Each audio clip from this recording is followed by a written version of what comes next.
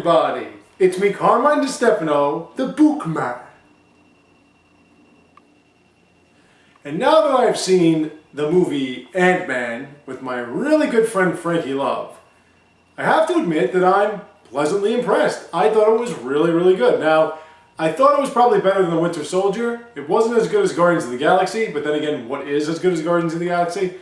I really thought it was impressive. I was surprised. I don't want to say I was surprised because I didn't think it was going to be any good. I thought it was going to be okay. I just didn't think it would be this good. Now, again, is it a great movie overall? It's got some goofiness to it. It's got a little bit of a new take on comedy that I appreciated, and I don't like any modern comedy. But like I said, there was a lot of that street cred goofiness that was going on. Well, not a lot of it. I mean, it was there. And the guy's a criminal. He's a petty thug. The way that they went about it was, and it's funny too because it was called Ant-Man, and the main star was Paul Rudd. And I thought he was pretty good. I thought he was Josh from Clueless Paul Rudd, not Judd Apatow Paul Rudd. But then again, Judd Apatow sucks. So that's not... I wonder sometimes, no, most times, I'm sorry, if modern day material is so horrendous that some of these actors who I sort of at least don't like as actors or actresses are basically victims of the material itself. It seems like that. But in this case, it was pretty well written. It was well performed.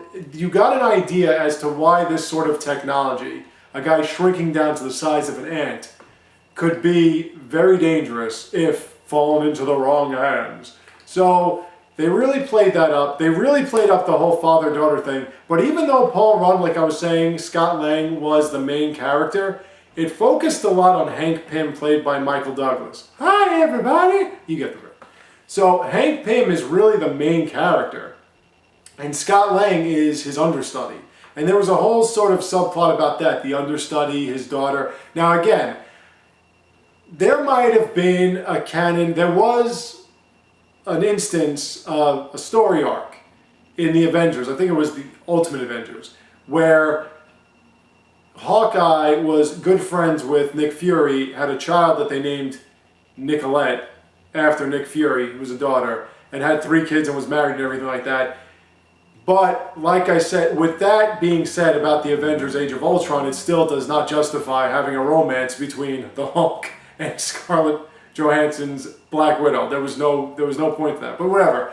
I'm just saying that I was wrong about that, but in this case, I'm pretty sure that Hank Pym, maybe he had a daughter, I don't know, but I'm pretty sure Hank Pym's daughter wasn't this big a deal. I don't know. If there was a daughter that might... I know he was married, and I know him and Janet Van Dyne, they had sort of a thing, but I don't know if they're, and I could be wrong, but whatever the case, doesn't matter. That's who Evangeline Lilly was playing, Hank Pym's daughter.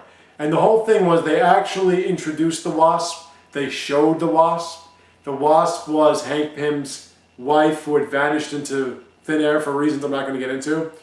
But they showed that there was a Wasp, and then after the end credits, well, during the end credits, the first post-main end credits shot was of the Wasp, and that's all I'm going to say. And then after the end credits, after all the end credits, there was another scene with 2 of the big cameo appearances I was not expecting. One of them happens to be the Falcon. The Falcon was in this movie.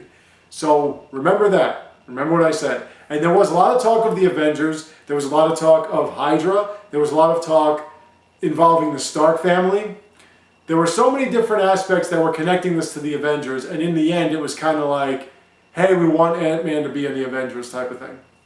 As I've said before, probably not on any of these videos, but amongst my circle of friends and family and accomplices, I have said that with the portent of Thanos to come, most likely you're going to have to get every Avenger you can possibly get. Thanos can literally destroy planets by himself if he has his Infinity Gauntlet. So that was something that you could see coming. And of course they had in the end credits, Ant-Man will return. So they're going to have more Ant-Man movies, which is good because I like... Now, Again, I loved the first Iron Man movie. I thought the first Iron Man movie was great, and they fucked that up completely. 2 was meh, 3 was a fucking disaster. So, who knows? Maybe Ant-Man will find a way to shrink on his own without a suit, or some stupid shit that never happened, but whatever the case. They had it pretty much to a T from the comic book, which I did like. They had that he was a petty thug, that was an engineering expert or electronics expert, who was found by Hank Pym, who then Hank Pym recruited because he stole his suit, to use his suit, and all that other stuff. Darren Cross was not cryogenically frozen. He didn't have any kind of heart palpitations or anything like that. And he was Yellow Jacket. Those are 3 things that were not really taken from the comic book. On top of that, Hank Pym was the Yellow Jacket in the comic book, and Yellow Jacket was a hero, not a villain. But even so, it was very close to the comic book. They had the whole thing with Scott Lang's ants, Ant-Man's ants, which was really cool. There were a lot of aspects to it. The special effects were good. The 3D, I don't think, was a big deal, not a necessity. It was a good time slot for Frankie Love and Me, but it's not something that you would have to shell out. If it's an IMAX 3D, maybe. But if it's just regular 3D, you don't really have to shell out the big bucks to see it. You can see it on a regular screen. And like I said, if you've got nothing to do, or even if you're just looking to watch a summer flick, watch this one before you watch any of them. Watch this movie. This was a really good movie. It was a pretty, look, if you like the Avengers movies, this is as good as the Avengers movies has gotten. Really, the individual Avengers movies. Winter Soldier, the first Thor, the first Iron Man, which kind of counts, but doesn't really because it was so far before any of this. But no, I guess it counts because they did mention the Avengers Initiative, which had nothing to do with S.H.I.E.L.D, which they also mentioned in this movie. What other ones were there? Well, like I said, the first Captain America movie, the Iron Man movies 2 and 3, you can live without those. Winter Soldier, the first Thor movie was really good. The second Thor movie was kind of crappy. Out of those Avengers movies, the individual Avengers movies, this one was one of the better ones, I have to admit. So it's up to you. If you like those movies, go see it. If you don't, then don't. I mean, it's just that simple. But if you do like these movies, if you do like the Avengers movies, and you want to see where they're going with the new Avengers that's coming out in a few years, see this movie. It's a must. The trailers I saw, there was no Deadpool trailer, which I was disappointed in. There was no X-Men Apocalypse trailer, which I was disappointed in. They showed a couple of shitty Disney movies that I don't care about. Fantastic Four, which you do what you want with that.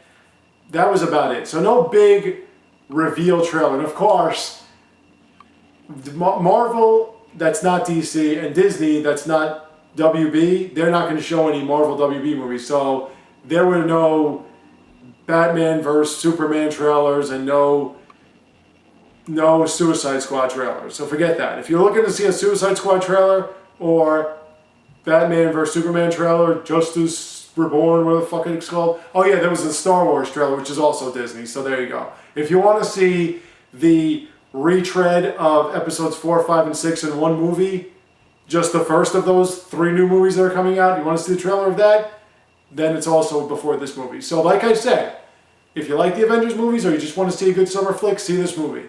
Really, see it. It's really good. You'll be surprised. If you don't really care for these movies, then you're not going to like it. If you do, to some extent, you're going to like it. It's really good. I was very impressed.